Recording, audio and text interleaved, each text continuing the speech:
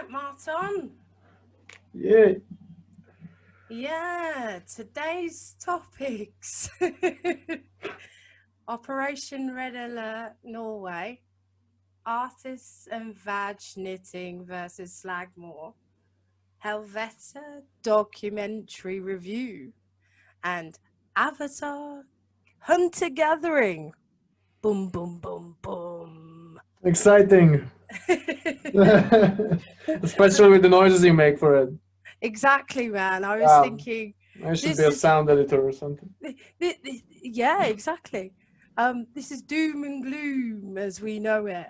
But yeah, how's things been going in the Department of the Arts and Theatre?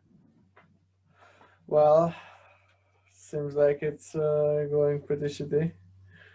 Or, yeah, when it comes to this operation. I haven't seen any of these buildings You haven't? with the red colors, unfortunately. No. Well, nor Have have you? I. No. Yeah, no, you don't really come to Oslo these days, do you? No, I can't though. Everything's on lockdown, and then I got to work and Uh-huh. all of this stuff, and then the buses had a strike. Yeah, but it's over now. Yeah, it's So it short-lived. should be possible at least. But I'm not sure that this whole red Operation Red thing is still going on. Is it? No, it's not. This is the No. problem. Was it just one night or a few nights maybe or It was just one night. is it just So one night? Oh, okay. I'm gonna explain it. Oh, Här okay. Go ahead. fager de operaren rød. Kulturarbeidere fager i kveld flere kulturbygg rundt om i landet røde i protest mot at regjeringen nå kutter kompensasjonsområden. Well, even though it's like Bjørvika, I haven't been to Bjørvika since for a very long time, you know. Mm-hmm. They even did the National Theatre Red. Yeah. And apparently this is to say that there's not going to be that much money spent on the culture and arts, which I find quite eerie. Yeah. So it was Red Alert Norge, and it says Red Alert Norge, we make events. So it's inspired of all the like light technicians and the buildings, and they all did like a protest on the 30th of September. And personally, I don't think it's enough to highlight the sensation of the problem. Yeah, I mean, but well, it's a difficult question, isn't it? I mean, this phenomena is pretty much the same around the entire planet now these days. I mean, I think most countries that take the virus seriously, they do have a limited like cultural life. Let's put it this way. So, like, what can you do, or well, how much money can you use to compensate artists and people working in the entertainment sector? to be honest with you, I don't think it just covers the entertainment section, even though in Oslo you have, you know, Telenor Arena, National Theatre, the Norsk Theatre, Mm-hmm. and you have the ballet and Holmenkollen. You got so many. Well, there was, I think Blitz did this red thing too, so they didn't even name it. But yeah, it's Exactly. And Yeah, in it's Trondheim, I've never been to Trondheim, you've never but been to Trondheim. no. Have you? It's a really cool place. Yeah, I've been there twice now. So do you I know love it. Olav's Holland? Olafsholmen, Olafsholmen. No, no. I mean, the Festningen, I know it's a fortress. Nidarosdomen is the well-known, the cathedral on the Mayhem cover for the Mysteries Dom Satanas. Ah. And do I know more? No, actually, the rest I don't know. This is the very, very interesting part about it, because we're talking about culture, we're talking about how music is influenced. And throughout this whole show, we're going to talk about, romanticism of Norway as well, because I can't help it. It's the most interesting topic, you know. You've got other places that did it, that stram from Lillehammer, Bergen, even Eisvoll, and all kinds of places. They did it, Mm-hmm. but we didn't hear anything about it. Yeah, And well, just to say that the cultural workers, most of them are very popular. They did this stand and they got involved. And I'm just going to show a couple of photos. They got their sound technicians and all that kind of thing involved. mm-hmm. And they had opera singers involved and all sorts. So this was a really big thing Yeah. for the entertainment industry and stuff like that. But this is not my part of my debate. The part of my debate is when you've got theatres and you've got radio stations or clubs or bars or restaurants Mm-hmm. that are around museums, right? They're moving the museums to Bjorvika, which is that part next to Akers Festning, okay?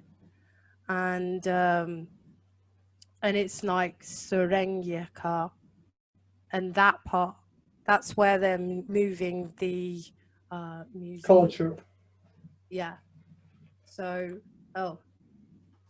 here they've moved the Monk Museum to Bjorvika. So that's Mm-hmm. going to be the cultural place and home of everything, opera, and Monk Museum. They're going to have a huge library as well. It's the library is open already. Yeah. Yeah. This one I've got to check out The because, Dijkmanska bibliotek. yeah, What you're talking, right? Yeah. it's going to be huge, because Yeah. obviously famous painting, Scream. Yeah. um, it's what captivated me as a teenager as well to Norway, Uh-huh. I remember being in art history class and Oh, really? going over it. Yeah. We didn't talk about this at all at art history. It's so weird. Like Edvard Munch was like, yeah, we hardly discussed him at all, I think. So Well, I just caught up on him when I moved out here because did like you? if you live here, then you sort of have to be aware of his works. Absolutely. And I find this very, very interesting that we would debate this topic, because even in the UK, there were problems. And I'm going to show that, these restaurants and bars are all shutting down because they're no longer have the museums to back them up, Oh, okay. So, that kind of thing. uh-huh. So it does affect other parts of the status of leisure and tourism industry if Hmm. you have everything in one location. And also, I have to ask you, have you Yeah. noticed if anybody's moved away from Oslo? Like, what do you mean? Like who or what? Yeah, because most of the people who are interested in theatre and things like that Yeah. generally aren't going to live in the center of Oslo because it's so expensive. Yep. So maybe that's having a central part of what we're seeing, Operation Red, you know? Well, I don't know. I wouldn't go this far. Mm. Like Operation Red, I think it's strictly about the virus situation. Now the fact that they're moving, like like they're trying to make this barcode area of Oslo to be a more of a cultural center. Like now, the opera house is there, the library, as you mentioned, and the Munch Museum. Mm. Well, it's of course it probably has some adverse effects on some of the areas outside the barcode, this Björvika area, because it's yeah, like who will go to like the old monk museums area And what's going anymore? to Like happen to it? there was nothing there, so so yeah, but I think it's, well, Actually, the I Botanic can't make a, Gardens were next to it. yeah, the botanical gardens are there. Yeah, that's Yeah. true.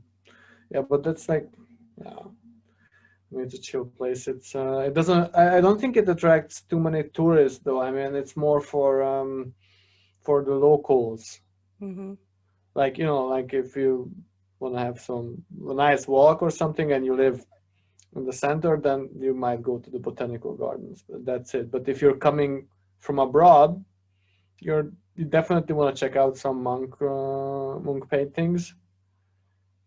And now you're just gonna stay in the center pretty much. Well, uh, I would just like to debate about how theatre and anything in the music industry to do with clubs and pubs and anything like that is to do with the middle class. And I don't think that I, I would primarily focus on anybody else's cultural backgrounds. But I will say, if you have like extra income coming in, you can support these kind of cultural things. So I read an article actually in The Guardian, Mm, and it says power has to be grasped. British theatre is battling its class problem, and class is often absent from the discussion about diversity in theatre, but it remains a barrier for audiences, actors, and others in the industry. What's the solution? Well, I remember that I come from a very middle class background, I have to say. So, hmm. art and music is a real focus for me, a real focal point. But Hmm. in 1979, in England, there was a theatre maker called John McGrath who insisted that there is a working class audience for theatre in Britain, which makes demands and which has values which are different from those enshrined in our idealized middle class audience. Okay. So he began to write a book called A Good Night Out. And it's very famous. But 40 years later, it says that the observation is firmly those of acceptability to a metropolitan middle class audience. Um, and I would just like to say that it is a bit of a pain, because you want to be able to support live bands, live music, theatre, art, all of these kind of things. But at the same time, if there's no funding there, it's going to become a problem, you know? Yeah. So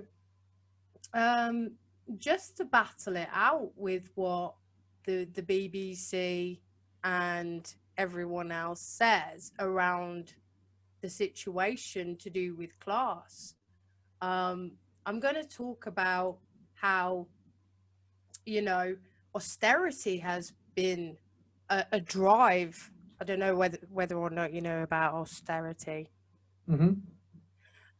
But for the viewers that don't understand austerity, Europe was in a very dark place. We can say that pre-coronavirus, there were problems. Okay. We went through an economic crash, and it just made everyone poorer than they were pre-austerity, you know? So Greece and Spain were hit hard, and then Portugal was hit hard. I remember this period very vividly because that was the year I went to Portugal actually for my Erasmus. You know, I was an exchange student in the middle of this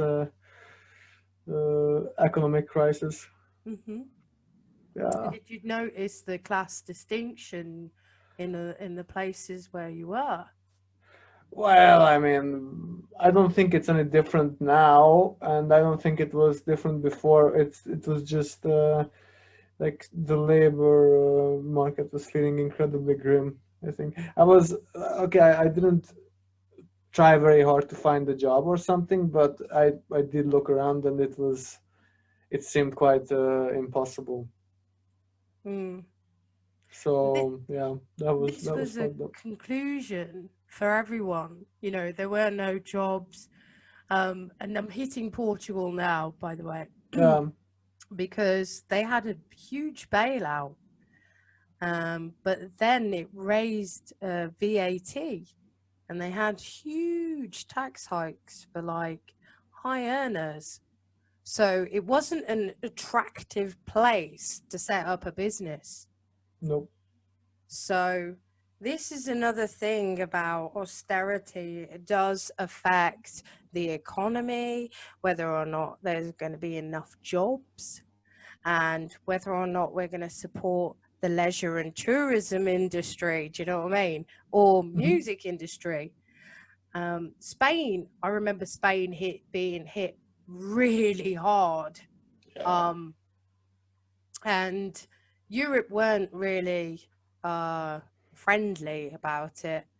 And there were even marches and demonstrations to like protest against austerity measures, sorry. And, you know, the poorer were getting poorer and all this kind of thing. But I remember for the UK, it was huge. We had cuts in so many areas that were unbelievable. Retirement age is now being raised to 67. You know what I mean? So Yeah. this is back in 2012, where we saw changes and developments being raised about our working lives. And so the working class, as we know it, the ones who can afford to pay for all of these lovely luxuries like restaurants, bars, going to places like the botanical gardens, for example, or museums, going to have a coffee in a museum, going to do all these nice things. The money's not there. So I specifically remember that we did a protest in 2011, and there was 250,000 people that marched, but there were more that marched for the protest for Europe, even Mhm. though, okay, people were like, oh yeah, Europe, pro-Europe, yeah, let's all be a part of Europe. But what's going on? It's Mhm. terrible. France now, which is a topic, France is very cultural. It's very French. You What a know what I nice mean? statement to make. Yeah. What a statement. But apparently there was like Hollandaise, well, could you say Hollandais wanted to raise the minimum wage and hire 60,000 more teachers and lower retirement age from 62 to 60 for the workers. Now they're having like a pension riot now as we speak in France. It's never going to stop. It's not anything to do with coronavirus, it's just Macron. And Germany itself has had problems. So this just affects everything to do with austerity and things like that. So I'm going to show that it also affects pubs, which I really wanted to back this idea of supporting uh, theatre, music, and everything else like that with Wow. Operation Red. Yeah. But like when, what's the date for this article? So the date for this article is 2018. So they were 18. doing a Okay. reflection. Um, Okay. Well, it would be interesting to see a figure now. I think, this year only, mhm. I think it's a significant percentage of pubs that might have been closed, not only in the UK, but everywhere else too, I Mhm. suppose. I mean, pre virus.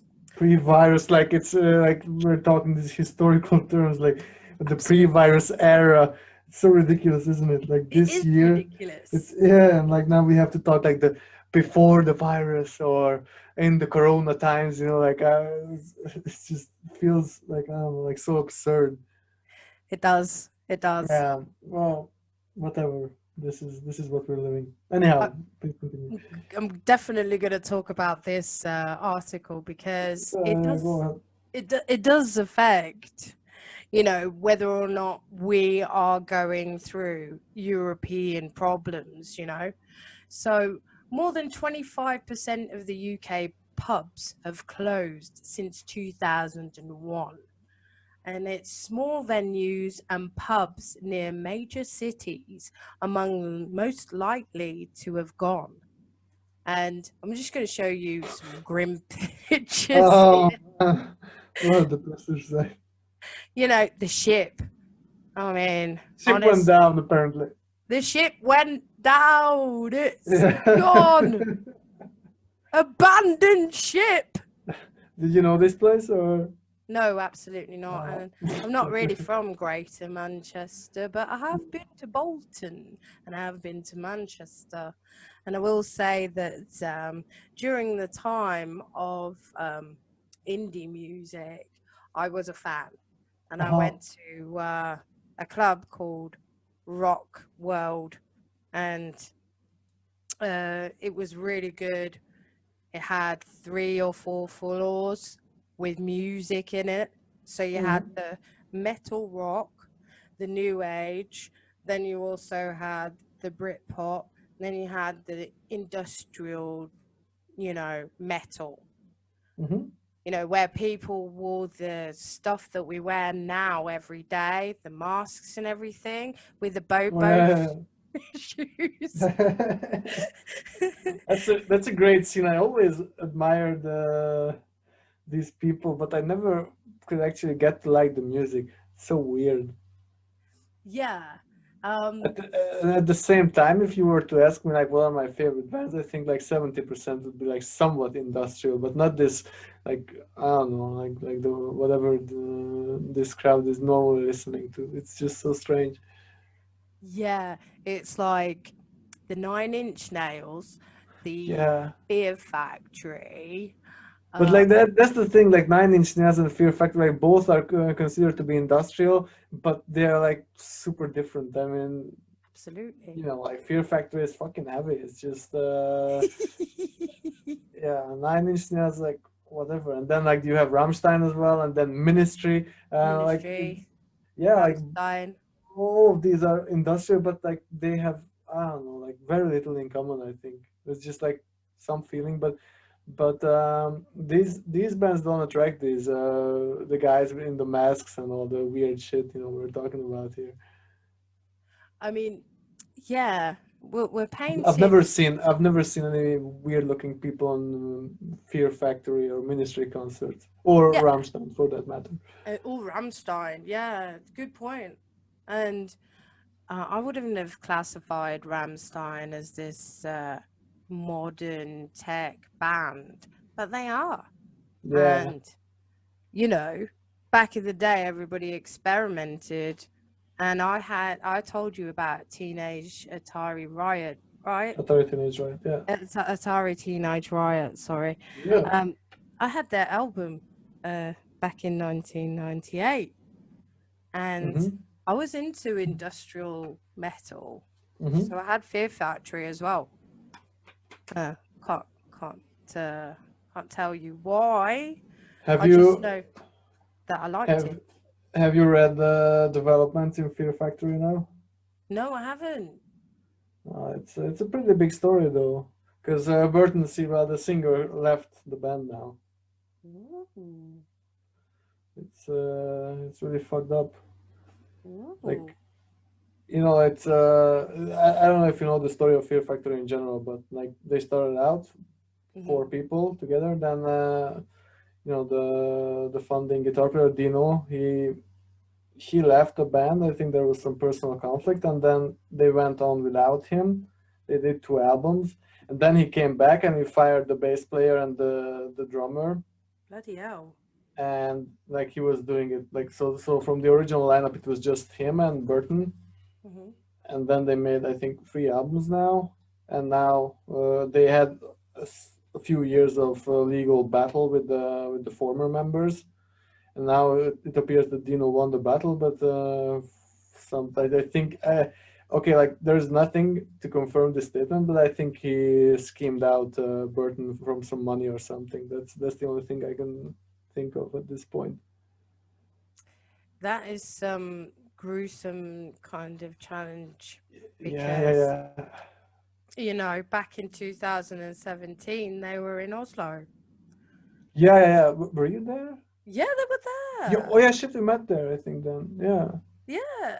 yeah, yeah, yeah, yeah, yeah. But Oh, you know, just saying that these developments that have happened with even bands and stuff, it's a build up.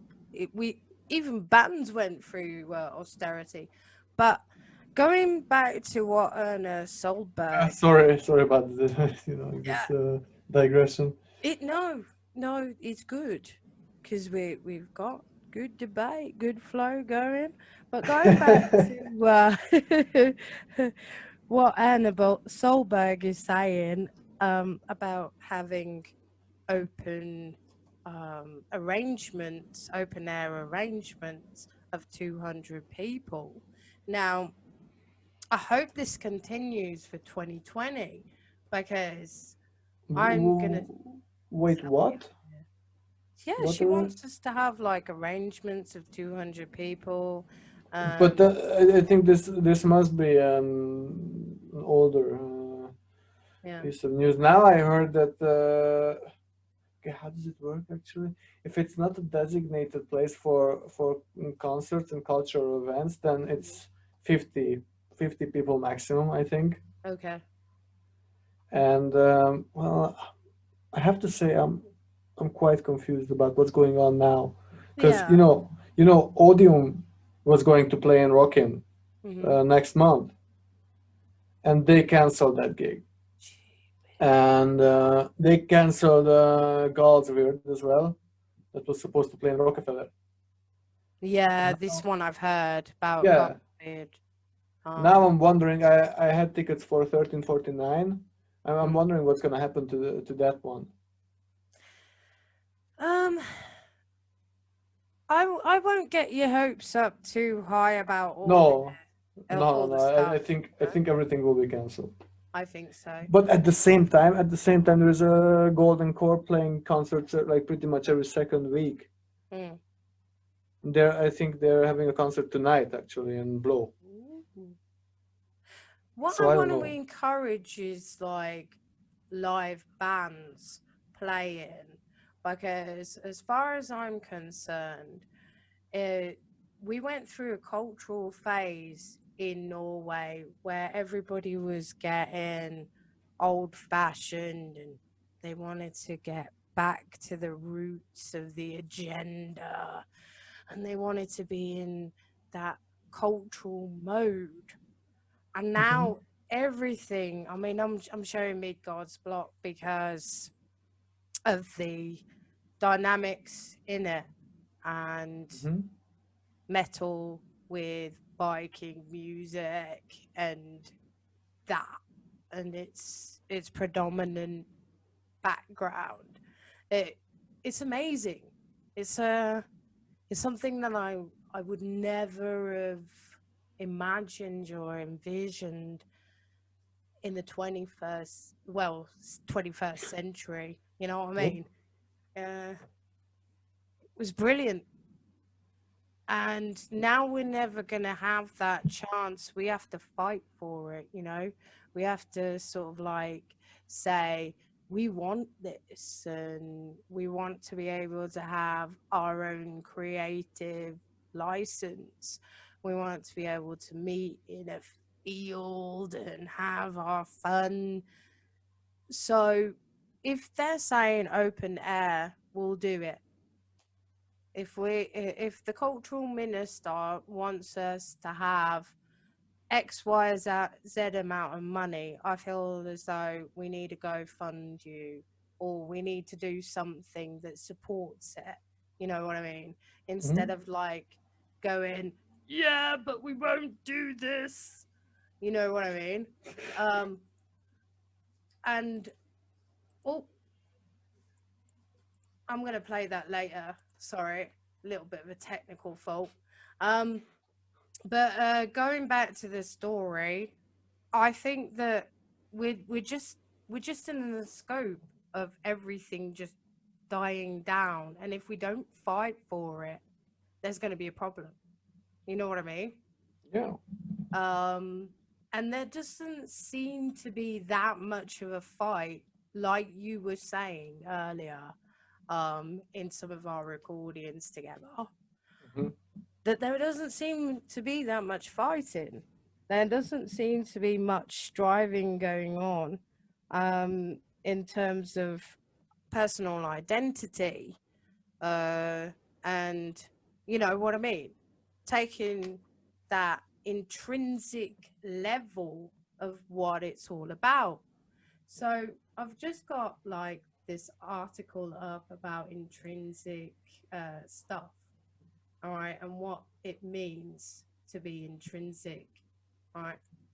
So, and even continuing this story about Operation Red, um, intrinsic, it's innate, inherent, inseparable from the thing itself, essential. And I feel as though music is essential, and I feel as though theatre is essential to a person's thing. That's why we have cultural houses, especially here in Norway. Hmm. And there is like a complete distinction of how it motivates us, you know? So there are a couple of theories of motivation and intrinsic and extrinsic motivation. And I thought I might bring this up as one of my arguments to say that if we don't fight for it, we're not motivated in fighting for our, you know, innate senses to be in touch, then we've got problems. You know, Yeah. it means that in society, we're not going to be motivated to do anything. We're just going to be like robots. We're cattle. Yeah. Do what we say because that's the end of the questioning. Well, yeah, unfortunately, it's quite true. But I'm just going to go into this debate about Simon Cowell and what it did to the UK. We didn't see any live music for a period of time.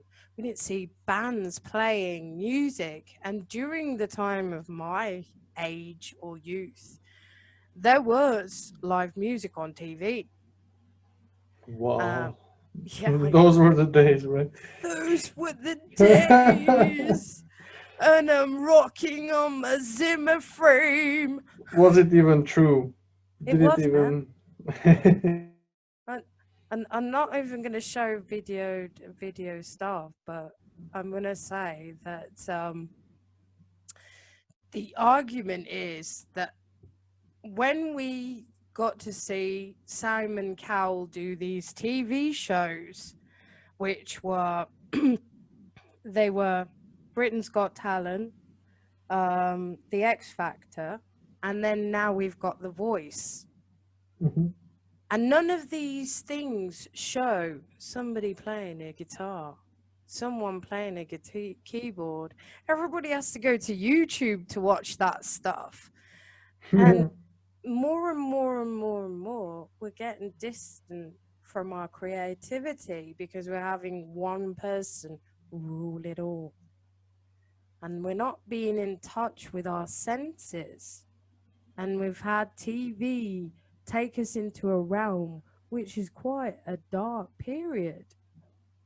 And maybe that is part of why we needed this virus. Just saying, because I would like to stand in a muddy field and do mud wrestling and mud slinging competitions. I love that stuff. I mean, I've done it. You know what I mean? It's not a problem to me. If she says open air, I'm like, yeah, let's do it, man. Middle of the field. Let's all do this mudslinging, do all these activities. Who cares? But moving back